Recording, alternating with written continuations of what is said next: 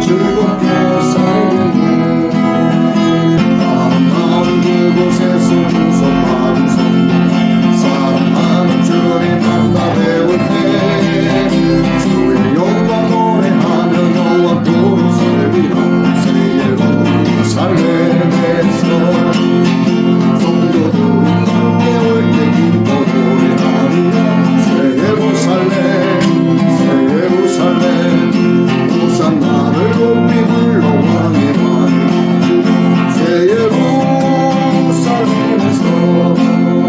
누가복음 12장을 지정해 주셨고 54절에서 59절 말씀, 이 시대에 맞는 말씀이죠. 자, 또 우리에게 이르시되 너희가 구름이 서쪽에서 이는 것을 보면 곧 말하기를 소나기가 오리라 하나니 과연 그러하고 남풍이 부는 것을 보면 말하기를 심히 더우리라 하나니 과연 그러하리라.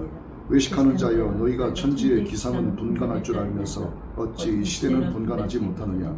또 지하에 오른 것을 스스로 판단하지 아니하느냐. 내가 너를 고발하는 자와 함께 법관에게 갈 때 길에서 화해하기를 힘쓰라.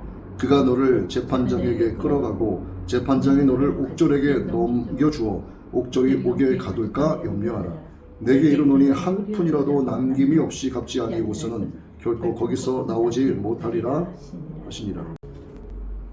성경을 한마디로 이야기하자면 약속이에요. 구약, 신약. 하나님께서 우리를 구원해 주신다라고 하는 약속. 신약은 하나님께서 예수님으로 오셔서 이 땅에 복음을 전해 주셨는데, 예수님의 약속은 하나님의 약속이죠. 너희가 나를 믿으면 내가 너희를 구원하리라. 너희에게 영생을 주리라. 구약이나 신약이나 하나님의 약속이에요. 약속을 믿고 가면 되는 건데 그 약속을 믿지 못해요. 자, 이 시대의 목사들과 교인들이 왜 기도하지 않는가? 하나님을 알지 못해서 그래요. 하나님이 어떤 분이신가를 모르기 때문에, 그리고 기도에 대한 응답을 받았음에도 자기가 이미 답을 내려놓은 상태에서 그 답대로 주시지 않았기 때문에 하나님은 응답하지 않으셨다라고 단정을 짓고 하나님께 기도해 봐야 아무 소용 없더라. 그래서 무늬만 교인으로 살아가는 것, 이게 이 시대입니다. 성경에서 오늘 우리에게 주시는 핵심은 시대를 분간을 하고 화해하기를 힘쓰라. 고발하는 자가 그를 데리고 재판관에게 데리고 가고 있는데 길에서 그와 화해하기를 힘쓰라. 재판장이 너를 재판하여 어떤 형벌에 처할 수 있으니 화해하기를 힘쓰라. 이 재판관이 누굽니까? 바로 심판하시는 하나님을 이야기하는 거예요. 사탄은 우리를 참소해요. 사탄의 본연의 업무, 본연의 속성 자체가 하나님의 자녀들을 하나님으로부터 떨어뜨리기 위해서 참속거리를 찾아내는 것이 그들의 본질이고 속성이에요. 그래서 마귀에게 어떠한 틈도 내어줘서 안 된다. 이게 성경이 우리에게 말씀하고 있는 겁니다. 고발하는 자에게 화해하라고 하는 것은 하나님 앞에 회개하라는 거예요. 회개하라 천국이 가까이 왔느니라. 왜 자꾸 성경에서 회개를 이야기하는가? 예수님을 믿으면서도 이전의 삶과 똑같고 나아지는 게 없으면 그는 하나님의 자녀라고 말할 수가 없어요. 하나님의 자녀면 그 자녀답게 살아가야 하죠. 어떤 사람이 고아로 살고 있습니다. 하나님을 알지 못하는 이 세상의 모든 사람들은 고아예요. 예수 그리스도를 알지 못하는 모든 사람들은 신랑이 없기 때문에 과부예요. 그럼 이 세상의 모든 고아와 과부를 하나님은 불쌍히 여기라고 하셨는데, 그게 진짜 고아와 진짜 이 세상에 남편 죽은 과부를 이야기하는 게 아니라 신랑 대신 예수 그리스도가 없으니까 과부고, 하나님을 아버지라 부르지 못하니까 참 아버지가 없으니까 그는 고아인 거예요. 말씀의 전체적인 내용이 너는 시대를 분별하고 화해하기를 힘쓰라. 시대를 알지 못하면 지금 때가 요한계시록 시간상에 어느 부분에 와 있는지를 전혀 캐치를 못해요. 계시록상으로 현재 돌아가는 시점이 바로 이와 같다라고 이야기해봐야 알아듣지를 못합니다. 너무나 많이 있어요. 제가 정말 하고 싶은 게, 물론 성도분들에게 현재 돌아가는 시대적 상황을 가르쳐 드려야 하는 것은 마땅하지만, 목사님들이 좀 이렇게 모이게 되면 그분들에게 현 시대에 돌아가는 상황을 요한계시록의 타임 스케줄에 맞춰서 좀 말씀드리고, 물론 그 가운데에도 믿지 못하는 자들이 꽤 있을 거라고 봐요. 왜냐하면 주여 주여 하는 자마다 다 아버지께로 갈 수 있는 게 아니기 때문에, 귀가 닫혀 있고 눈이 닫혀 있으면 그는 신랑이 와서 뛰어나가긴 하지만 눈이 닫혀 있고 귀가 닫혀 있다는 의미는 성경적으로 뭐냐 하면 기름을 준비하지 못한 걸 의미하는 거예요. 기름을 준비하지 못하면 등불이 켜져요, 꺼져요. 꺼진단 말이에요. 꺼지면 밤에 신랑이 문을 두드리고 신랑한테 갈 때 어두워요, 어둡지 않아요? 어두운 거예요. 어둡기 때문에 가지 못하는 겁니다. 그런데 기름이 준비되어져 있는 자들은 신랑이 왔다 그러면 어떻게 됩니까? 시대를 분간하고 늘 화해하기를 힘쓰는 자는 신랑께 나갈 수 있는 거예요. 왜냐하면 영의 눈이 닫혀 있는 게 아니거든. 영의 귀가 늘 열려 있거든요. 그리고 나갈 수 있는 기름이 준비되어 있다는 거죠. 그럼 불을 밝히고 나갈 수 있는 거예요. 그래서 시대를 분간하고 화해하기를 힘쓰라. 오늘 이 말씀의 핵심이 바로 이거예요. 너희가 이 세상 돌아가는 일은 잘 안다. 정치가 어떻게 돌아갈 것 같다. 앞으로 사회 경제가 어떻게 돌아갈 것 같다. 이렇게 말씀하시잖아. 너희가 구름이 서쪽에서 이는 것을 보면 야, 소나기가 오겠네. 너희가 이런 것은 잘 안다. 남풍이 부는 것을 보면 야, 오늘 날씨 굉장히 덥겠다. 너희가 이런 거는 분간하면서 이 외식하는 자야. 너희가 이 천지의 기상은 분간할 줄 알면서 어떻게 이 시대를 분간하지 못하느냐. 이 천지의 기상은 분간한다가 어떤 의미입니까? 세상 경제가 어떻게 돌아간다. 예를 들어서 즉 스테이블 코인 기반으로 해서 코인으로 결제가 가능한 것, 비트코인이 이제 최우선이 되겠죠. 그 밖에 많은 코인들이 있지만 이것으로 이제 결제가 가능한 시대가 뭐 미국에서부터도 인정이 됐고, 이젠 이것을 인정하지 않을 수 없는 시대가 왔어요. 그럼 너도 나도 이제 CBDC 이것이 현실화가 되고 스테이블 코인 기반으로 한 코인들이 실질적인 삶의 결제가 되고, 한국과 일본이 이 문제로 지금 결탁한 사실이 불과 얼마 전입니다. 그 아시아는 스테이블 코인 기반으로 해서 코인으로 결제할 수 있는 시대가 도래가 된 거예요. 자, 그럼 도대체 이것이 무엇을 의미하는가? 이것만 보면 천지를 분간하는 정도밖에 안 되는 거예요. 이것 뒤에 숨어있는 영적인 그림이 무엇인가를 알아야 된다는 얘기입니다. 그럼 경제가 전 세계적으로 통일이 되기 시작을 하면 정치가 통일이 되는 거예요. 정치가 통일이 되면 정부는 각 나라에 있는 것 같지만 이 정부를 움직이는 진짜 정부는 따로 있다는 얘기입니다. 우리가 바이러스 시대를 코로나로 인해서 겪어왔어요. 그러면 WHO에서 명령한 바를 각 정부에서 시행을 합니다. 눈으로 보이는 시대적 상황을 영적으로 봤을 때 이게 현재 무엇이다라고 하는 적그리스도의 출현을 위해서 이 퍼즐이 무엇이구나 라고 하는 걸 알아야 되는 거예요. 이 경제의 퍼즐은 무엇이고, 종교 통합의 퍼즐은 무엇이고, 정치 통합의 퍼즐은 무엇이고, AI 연사 데이터 센터가 전 세계의 대형들이 막 건립되고 생겨나는 이게 영적으로 도대체 무엇을 의미하는지를 알지 못하면 다 갑각이 되는 거예요. 어우, 경제가 통합이 돼? 정치가 통합이 되네? 바이러스가 도니까 WHO에서 세계보건기구에서 통제하는 건 당연한 거지. 그냥 껍데기만 보는 겁니다. 그러면서 이것을 영적으로 성경을 통해서 돌아가는 그림이 이게 어떤 퍼즐에 해당하는 것인지를 말하는 자를 향해서 오히려 손가락질을 하고 비방하고 조롱하고 너는 종말론자라고, 이거 도대체 이 죄값을 어떻게 치르려고 많은 분들이 조롱하는 쪽에 속해 있어요. 근데 우리가 어릴 때 부모님으로부터 그런 이야기 저도 들은 바가 있지만 너는 헛똑똑이다 뭐 이런 얘기 들은 적도 있어요. 왜 우리에게 헛똑똑이라고 부모님들이 가끔 말씀하셨는가? 부모님들의 세상을 겪어왔던 지식을 우리는 어릴 때는 그 지식을 따라갈 수가 없어요. 나는 이게 잘하는 것 같은데 부모님 세대가 봤을 때 그거는 터무니없는 거야. 그렇게 해서는 절대로 안 되는 거야. 겉으로는 똑똑한 척 하지만 결국 결과는 뻔한 것을 부모님은 알고 계세요. 이미 수많은 경험을 통해서. 그러면 하는 말은 그거예요.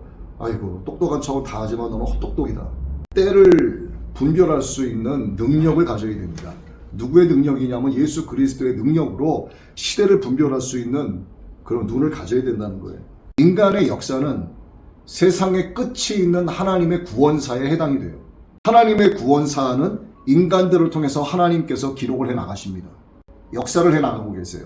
개인적인 종말이 됐던 아니면 하나님께서 세상의 문을 마감하시고 닫으려고 하시는 세상적인 하나님 그 시간에 맞는 세상의 종말이 됐든 간에 종말은 반드시 있습니다.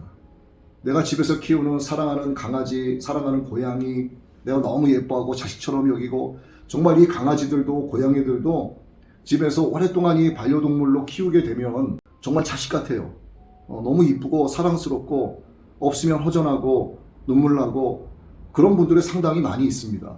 그러한 것들도 결국 죽는 날이 다가와요. 내가 아무리 애지중지 키워도 결국은 죽게 돼 있어요.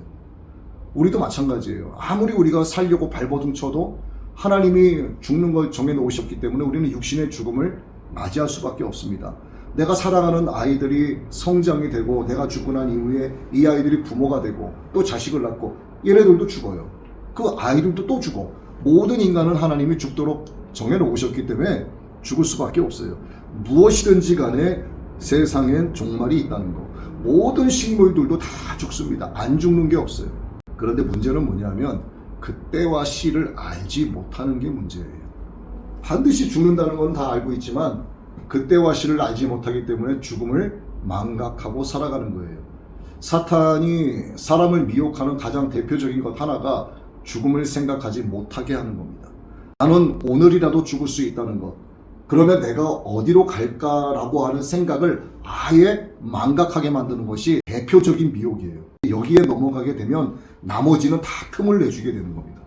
그래서 나의 생명의 주인이 하나님이시고 나의 죽음을 좌지우지하시는 분이 바로 나에게 호흡을 주신 하나님이시라고 하는 것을 늘 생각을 하고 있으면 그런 죽음을 생각하고 있는 거예요. 하나님은 죽음이 언제인지 알지 못하는 우리를 향해서 오래 참아주고 계시는데 아무도 멸망에 이르지 않기를 원하시는 것이 하나님이에요.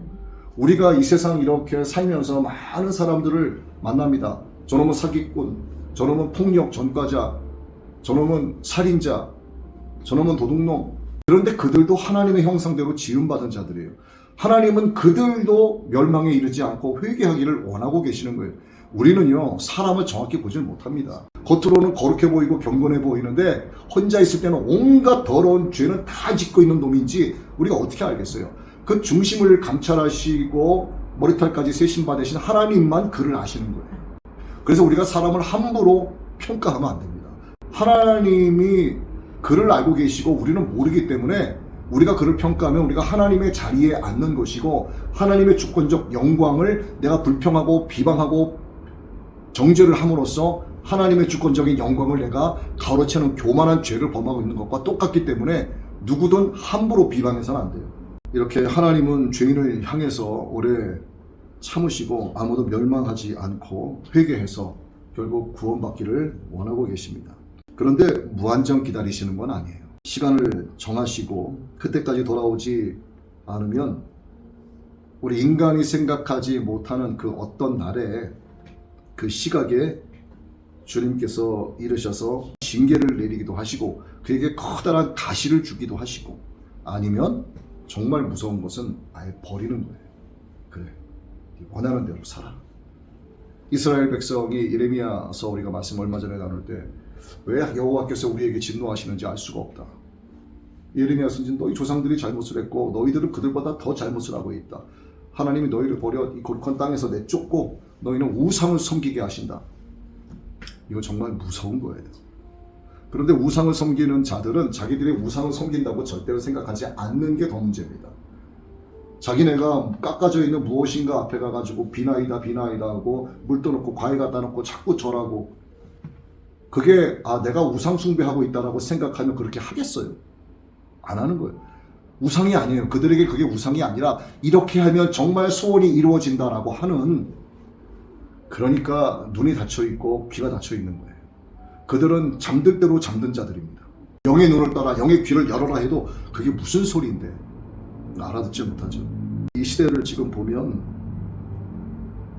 아주 캄캄한 밤인 것을 아주 분명하게 보여요. 정말 이 시대가 얼마나 캄캄한지 정말 너무 정확하게 보입니다. 그래서 저는 12시 땡 할 때 예수님이 오신다 라고 치면 지금은 11시 59분 59초예요. 11시 59분 1초도 아닙니다. 이제 1초 남은 거예요. 1초.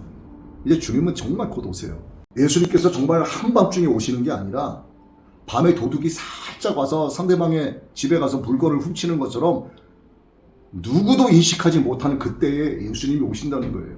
그래서 뭐라고 말씀하시느냐? 너 시대를 분별해야 된다. 내가 올 때가 되면 하나님의 자녀들은 자녀들로 하여금 알게 하세요. 그때를. 그래서 깨어있으라 말씀하시는 거예요. 시대를 분별해라. 너 회개해라. 천국이 가까이 왔다. 제자들이 복음을 전할 때 뭐라고 합니까? 회개하라. 천국이 가까이 왔느니라. 세례 요한이 뭐라고 이야기해요? 회개하라. 천국이 가까이 왔느니라. 예수 그리스도가 천국이잖아요. 예수 그리스도 그분이 예수아잖아요. 예수아. 우리가 습관적으로 뭐 예수님의 이름으로 기도합니다. 예수님 도와주세요. 예수님의 의미가 뭔데요? 예수님의 의미가 뭔지도 모르면서 그냥 버릇처럼 예수님의 이름으로 기도합니다. 예수님 도와주세요. 예수님 사랑해요. 예수가 뭔데요? 의미가. 예수님은 원래 예수아 이렇게 부르죠. 예수님은 하나님께서 지금 현재 나를 구원하시기 위해서 내가 무엇인가를 선택을 할 때 생명을 선택하고 복을 선택할 수 있도록 나를 지금 이 자리에서 나를 돕고 계시는, 늘 항상 내 육신의 인생 가운데에서 나를 구원해주고 계시는 그 하나님이라고 하는 그 의미가 바로 예수아예요. 그 예수아라고 하는 그 이름은 하나님이시고 지금도 나와 함께 하시고 내 안에 계셔서 나를 구원해주고 계시는, 지금 나를 구원해주고 계시는 그 하나님의 구원의 역사, 능력, 사랑, 긍휼, 이게 바로 예수아라는 이름에 다 들어가 있는 겁니다. 그 거룩하시고 존귀하신 이름을 아주 쉽게 얘기해요. 야, 예수님의 이름으로 기도합니다. 그럼 다 된 것 같아. 내가 뭔가 기도를 하면서도 하나님의 뜻에 맞는 기도가 아니라 그저 내가 원하는 거, 내 소망, 아유 밥 좀 주세요. 쌀이 떨어졌습니다. 물 좀 주세요. 돈이 필요합니다. 돈 좀 주세요. 맨날 이런 거나 기도하고 예수님의 이름으로 기도합니다. 예수님의 이름을, 예수님을 내 삶의 목적으로 삼는 게 아니라 육신의 삶을 영위하기 위한 수단으로 삼으니까 아주 가볍게 여기는 겁니다. 예수님의 이름을 함부로 막 불러요.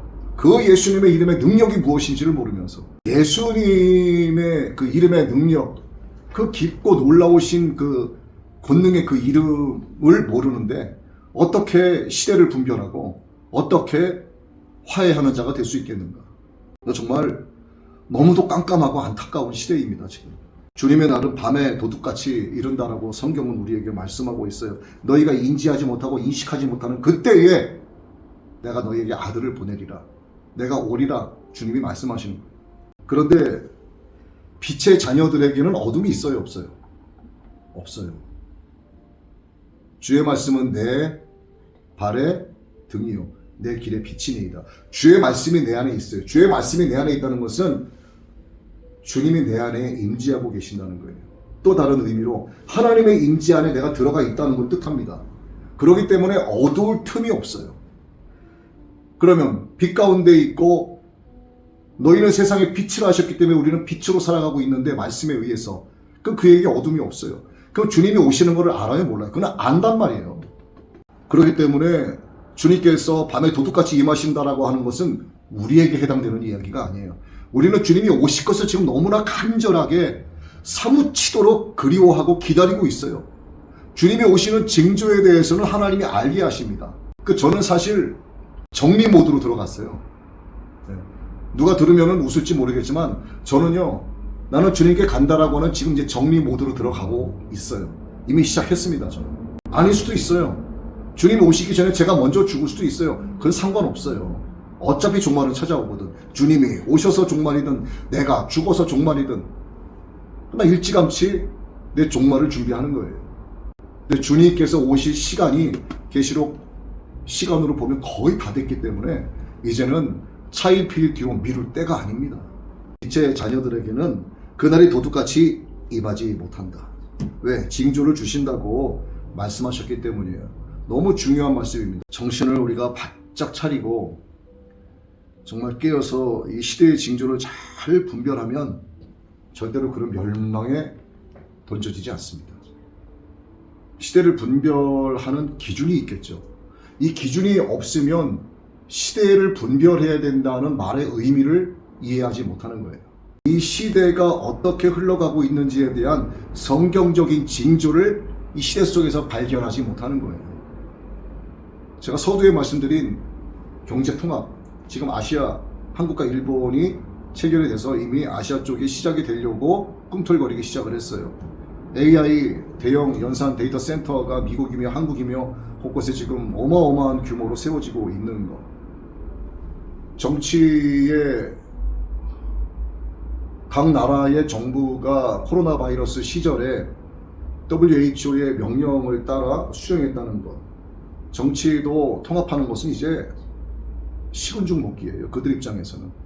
결국 정부는 각각 각 나라에 있어도 정치는 하나에서 명령이 하달되고 그대로 따라야만 하고, 또 종교 뭐 이런 전체적인 것들, 그러기 위한 또 짐승의 표를 위한 짐승의 표의 각기 퍼즐들, 이것이 맞춰져서 짐승의 표로 가기 위한 준비가 되고, 이곳저곳에서 대형 퍼즐들이 탁 맞춰지게 되는 그날이 적그리스도가 출현이 되는 것이고, 출현이 될 때 7년 환란의 전기 3년 만의 평화의 시대가 이 세상 사람들이 말하는 그 평화가 도래되는 거예요. 아우 안전하다. 이제는 우리의 정보가 털릴 일이 없어. 왜? 우리 몸 안에 모든 것이 들어와 있는데 어떻게 해킹을 해? 할 수가 없어요. 안전하다, 평안하다. 후기 3년 반이 시작이 되면서 그에게 경배를 하기 시작하는 그날이 이제 오게 되고, 이거를 뒤늦게 깨달은 자들은 도망다니기 바쁘고, 거기서 그들의 명령에 굴복을 하게 되면 결국 짐승의 표를 받아야 되고, 그렇지 않으면 순교를 당하거나 도망다니다 죽어야 하고 고통을 당해야 하고, 이제 이런 일들이 이제 눈앞에 곧 펼쳐지기 시작을 합니다. 성경은 예언과 그 성취가 정확히 짝이 맞게 돼 있어요. 이사야서 34장 16절 말씀 볼게요. 너희는 여호와의 책에서 찾아 읽어보라. 이것들 가운데서 빠진 것이 하나도 없고 제 짝이 없는 것이 없으리니 이는 여호와의 입이 이를 명령하셨고 그의 영이 이것들을 모으셨습니다. 하나님의 말씀은 이루어지지 않는 게 하나도 없고 반드시 하나님의 말씀에는 짝이 있다 말씀하시죠. 이렇게 하나님이 성경으로 말씀하시는 뜻이 무엇인가 잘 분별을 해서 하나님의 뜻을, 하나님께서 말씀하시는 그 구원의 기준을 내가 이해하게 될 때 이 시대가 어떤지가 분별이 되고, 분별이 되면 회개하지 않을 수 없는 그 마음이 그에게 들어오게 되어 있습니다. 그런데 이제 성경이 말씀하시는 것이 이루어진다라고 하는 것부터, 성경이 예언과 실행이 짝이 이루어져 있다는 것, 하나님의 어떤 구원의 기준, 그 다음에 요한계시록에서 말씀하시는 세상의 징조, 이런 것들이 기준으로 나에게 자리 잡혀 있지 않다 보니까 징조에 대해서, 시대에 대해서 현재 이런 상황이니 우리가 이렇게 대비해야 된다라고 말하면 대답도 안 해. 그냥 콧방귀 껴요. 그런 사람을 보면은 화가 나는 게 아니라 참 안 됐다 이런 생각이 들어요. 마지막 이 시대에 우리를 고발하는 자는 누구일까요? 아까는 제가 서두에 뭐라고 말씀드렸냐면 욥의 예를 들면서 사탄이다 이렇게 했어요. 왜냐하면 사탄이 우리를 참소하니까. 그런데 우리를 고발하는 자가 무엇일까요? 또 다른 의미의 우리를 고발하는 게 있어요. 그게 무엇이냐? 바로 성경입니다.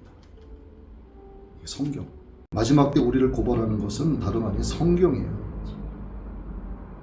볼까요? 요한복음 12장 48절 말씀 봅니다. 자, 나를 저버리고 내 말을 받지 아니하는 자를 심판할 이가 있으니 곧 내가 한 그 말이 마지막 날에 그를 심판하리라. 내가 한 그 말이 뭐예요? 예수님이잖아요. 예수님이 하신 그 말씀이 뭐예요? 성경이잖아요. 태초에 말씀이 계시니라. 말씀이 하나님과 함께 계셨으니 말씀은 곧 하나님이시라. 예수님이 말씀하신 게 뭐 이거잖아요. 내가 한 그 말이 마지막 날에 그를 심판하리라. 이제 이해가 되시죠? 성경이 우리를 고발하는 거예요. 그런데 예수 그리스도의 말씀을 듣고 그분의 말씀에 순종하라고, 그분이 무엇을 말씀하신지를 내가 성령님을 통해서 깨닫고 알게 되면 지키지 않을 수 없게 되는 거예요. 성령님께서 나를 도우시는 겁니다. 말씀을 지킬 수 있도록 살아가게 역사해 주시는 거예요. 그러면 예수님이 말씀하신 이 말씀은 나를 고발하는 게 아니라 나를 살려주는 거예요. 또 있어요. 나를 고발하는 게. 히브리서 4장 12절. 하나님의 말씀은 살아있고 활력이 있어 좌우에 낯선 어떤 검보다도 예리하여 혼과 영과 및 관절과 골수를 찔러 쪼개기까지 하며 또 마음의 생각과 뜻을 판단하나니. 이게 말씀이 우리를 고발하는 거예요. 하나님의 심판의 기준이 이거잖아요. 나는 예수님을 믿는다고 하고 나는 목사야 라고 이야기해도 하나님의 말씀 자체가 기준이 되지 못하기 때문에 시대를 분별하지 못하는 겁니다. 내가 믿고 싶은 것만 믿고 내가 읽고 싶은 것만 읽는 거예요. 내가 알고 싶은 것만 자기 방식으로 이해하는 거예요. 성경대로 이해하는 게 아니라 내가 아는 지식 선에서만 이해하는 거예요. 아는 만큼만 보이는 거예요. 그러다 보니까 자기가 아는 것 이상의 것을 이야기하면 무슨 그런 일이 있어라고 비방하는 겁니다. 그러면 어떻게 될까요? 예수 그리스도의 그 말씀이 그를 심판하는 겁니다. 우리가 방금 읽은 히브리서 4장 12절 말씀도 마찬가지. 하나님의 말씀은 살아있고 활력이 있다고 하십니다. 어떤 날성검보다도 예리하다고 말씀하세요. 두리뭉실 넘어가는 법은 절대로 없어요. 인간은 그럴 수 있어요. 두리뭉실 에이 넘어가지 뭐 이럴 수 있지만 하나님의 말씀은 굉장히 예리합니다. 모든 것을 다 판단하세요. 관절과 골수로 찔러 쪼개고 마음의 생각과 너의 그 의도와 뜻을 다 안다. 판단하신다 말씀하잖아요. 그러니까 성경 말씀을 그냥 쉽게 여겨서는 안 됩니다. 우리는 이 하나님의 말씀과 함께 우리를 심판하시게 될 법관 되시는 예수와 우리 하나님, 여호와 하나님 앞으로 누구도 예외 없이 가서 그분 앞에 서게 돼 있어요. 그분 앞에 서기 전까지는 하나님과 화해하지 않으면 어떻게 되는가? 끔찍하죠. 정말 끔찍한 일입니다. 하나님과 화해하지 않으면, 회개하지 않으면 영원한 지옥 형벌 면할 수가 없어요. 어떤 자도 회개하지 않으면 지옥 형벌 절대로 면할 수 없습니다. 고린도후서 5장 20절 말씀 한번 볼게요. 그러므로 우리가 그리스도를 대신하여 사신이 되어 하나님이 우리를 통하여 너희를 권면하시는 것 같이 그리스도를 대신하여 간청하노니 너희는 하나님과 화목하라. 화목하려면 어떻게 해야 돼요? 원수지간인데 화목하려면 어떻게 해야 돼? 가서 머리를 조아리고 전심을 다해서 용서를 구해야 돼요. 나를 불쌍히 여겨달라고, 내가 잘못했다고, 나를 용서해달라고. 그런데 법을 상실했어요. 용서는 무슨 용서? 하나님이 나를 알아? 하나님이 있기나 해? 내가 뭘 그렇게 잘못했다고? 나 착하게 살아왔어. 남들보다 정말 성실하게 살아왔어. 성실하면 나야. 그런 얘기 하지 마. 나 지금도 일해야 되니까 바빠. 가. 다시는 이런 얘기 하려면 나 찾아오지 마. 이게 세상의 응답이에요.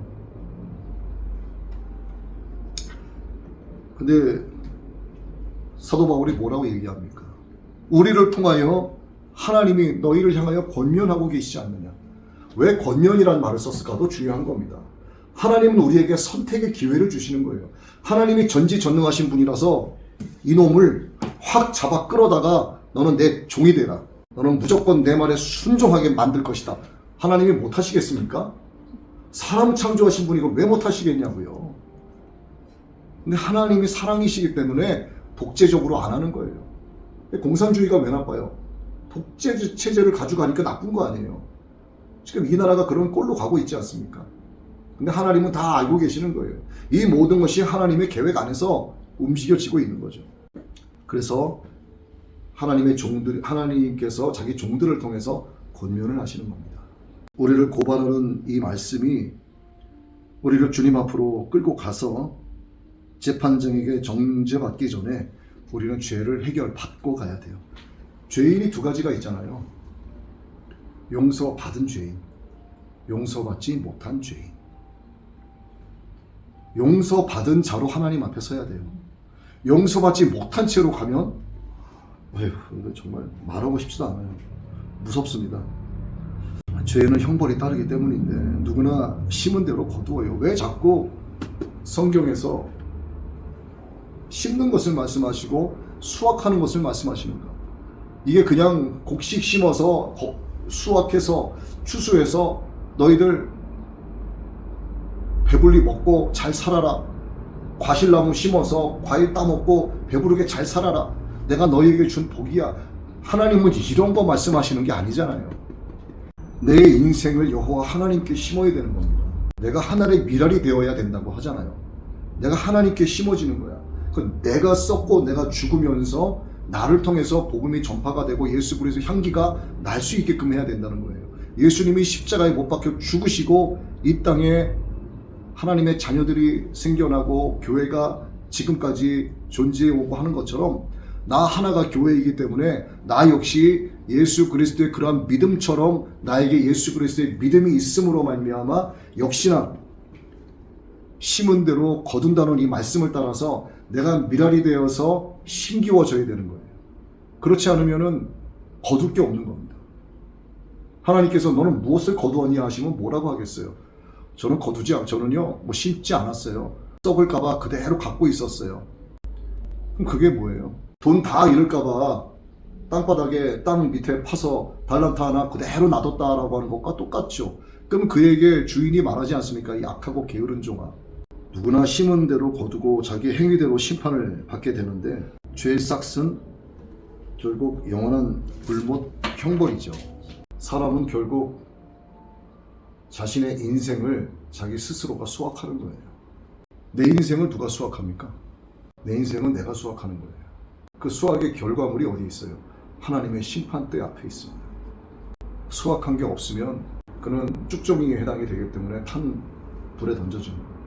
수확한 게 있으면 착하고 충성된 종아 자라납니다. 예수님의 칭찬을 받고 세마포 입은 예수님의 신부로 신랑 되신 예수님 만나 그 품에 안기는 거고. 정말 악한 시대입니다. 이 시대를 분간하지 못하고 화해하기를 힘쓰지 못하면 그냥 죽는 거예요. 둘째 사망으로 던져지는 겁니다. 그래서 때에 대한 분별력을 가져야 되고 자신의 행위를 조심하고 항상 절제하고 삼가해야 하고 죄에 반드시 형벌이 따른다는 사실을 우리가 알아야 하고 하나님의 말씀이 나를 고발하는 매개체가 되면 안 되고 나를 살리는 생명이라고 분명히 말씀해 주셨기 때문에 나를 살리시고 나를 멸망에 던져 넣을 수도 있는 그 기준이 바로 하나님의 말씀인데 이 하나님의 말씀이 그래서 심판의 기준이 되는 거죠. 근데 이 기준을 제대로 알지 못하면 역시나 반복되는 이야기지만 시대를 분간하지 못하게 되는 거예요. 그러다 보니까 이 시대가 이렇다라고 하는 것을 영적으로 이야기하면 그게 납득이 되지 않는 거죠. 결국 그는 정죄하는 자리에 서게 될 수밖에 없는 겁니다. 정말 무서운 거예요, 이게. 그래서 59절에 이렇게 말씀하시죠. 내게 이르노니 한 푼이라도 남김이 없이 갚지 아니하고서는 너 결코 거기서 나오지 못해. 이게 뭐 얘기하는 거예요? 네 인생 마치기 전까지 네 안에 있는 모든 것을 다 회개하라는 겁니다. 그게 있어요. 제가 이렇게 뭐 많이 경험한 건 아니지만 정말 이분은 1000%, 1000% 정말 천국 같다라고 하는 게 정말 하나님이 완전한 그 마음을 주시는 게 뭐냐면 죽기 전에 며칠이고 회개하게 하세요. 그를 계속 회개만 하게 하세요. 병상에 누워서 회개하게 하시든 아니면은 갑자기 어디에 가서 회개하게 하시든 계속 살아온 모든 날들에 대해서 며칠 밤낮 가리지 않고 회개하다가 죽는 자들이 있어요. 그가 뭐 한 겁니까? 한 푼이라도 남김없이 다 갚은 거예요. 하나님께. 하나님과 완전한 화목을 이루고 용서받은 자가 되어 하나님 앞에 서게 하시려고 그를 불쌍히 여기셔서 회개하게 하시는 거예요. 그러한 복된 인생이 되어야 돼요. 우리의 결론이 그렇게 나야 합니다. 아무리 하나님의 말씀을 골백 번, 수천 번, 수만 번 설교하고 전해도 아무리 하나님의 예배 자리에 날마다 나와서 귀를 열고 들었어도 그가 회개하지 않으면 아무 소용없습니다. 너 누구냐? 이렇게 되는 거예요. 우리는 오늘 누가복음 12장 54절로 59절의 말씀을 읽었지만 그 뒤에 13장에 이어지는 누가복음의 말씀의 핵심은 너 회개하지 않으면 망하게 된다는 내용이에요. 회개하지 않으면 넌 망하게 된다. 그래서 하나님은 사랑이시고 하나님을 정말 좋아하고 그리워하고 그래야 되는데 하나님을 두려워하기도 해야 돼요. 이게 하나님을 향한 경외라고 이야기하는 거예요. 우리가 오늘 시대를 분간하고 화해하기를 힘쓰는, 그래서 말씀이 우리를 고발하는 말씀이 아니라 생명이 되는 말씀으로 내 안에서 하나님 앞에 섰을 때 귀한 복음의 열매를 거둘 수 있는 자로 결론 맺게 되시기를 예수님의 이름으로 축복합니다.